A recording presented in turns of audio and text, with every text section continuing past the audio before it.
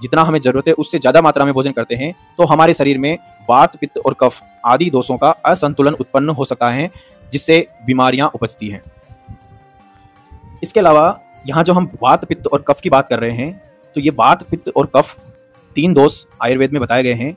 इन वात, पित्त और कफ का निर्माण भी शरीर में जो हम भोजन खाते हैं उसके पाचन के फलस्वरूप ही होता है। यह वास्तव में दोष नहीं होते हैं, परंतु इनके निर्माण की मात्रा जब एक निश्चित सीमा से ऊपर चली जाती है तो यह दोष बन जाते हैं, अन्यथा इनको मल धातु के नाम से जाना जाता है। तो वात, पित्त और कफ का समन्वय या संतुलन आवश्यक है। ये वात, पित्त और कफ तीनों मिलकर किसी व्यक्ति विशेष की प्रकृति का निर्धारण करते हैं।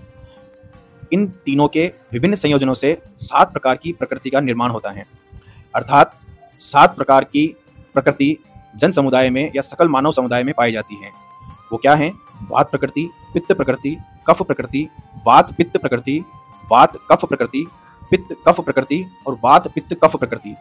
अर्थात जितने भी मनुष्य हैं उन सभी मनुष्यों में इन 7 प्रकार की प्रकृति वाले मनुष्य पाए जाते हैं, जिसमें जिस दोष की प्रधानता होती है उसके अनुसार उसकी प्रकृति का निर्धारण होता है।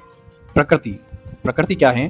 किसी भी व्यक्ति का शारीरिक एवं मानसिक संरचना एवं संगठन एवं उसकी कार्य की उसकी प्रकृति कहलाती है।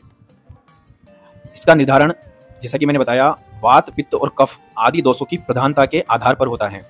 अतः प्रकृति का निर्धारण किसी व्यक्ति की क्या प्रकृति है, इसका निर्धारण करने के लिए किसी आयुर्वेदिक चिकित्सक की सलाह लेनी चाहिए। उसकी देखरेख में प्रकृति का निर्धारण करना चाहिए, अर्थात जिस प्रकार की प्रकृति है उस प्रकार का आहार विहार उस व्यक्ति विशेष द्वारा फॉलो किया जाना चाहिए, जिससे शरीर में इन तीनों दोषों का वात, पित्त और कफ का संतुलन बना रहे और शरीर स्वस्थ रहे।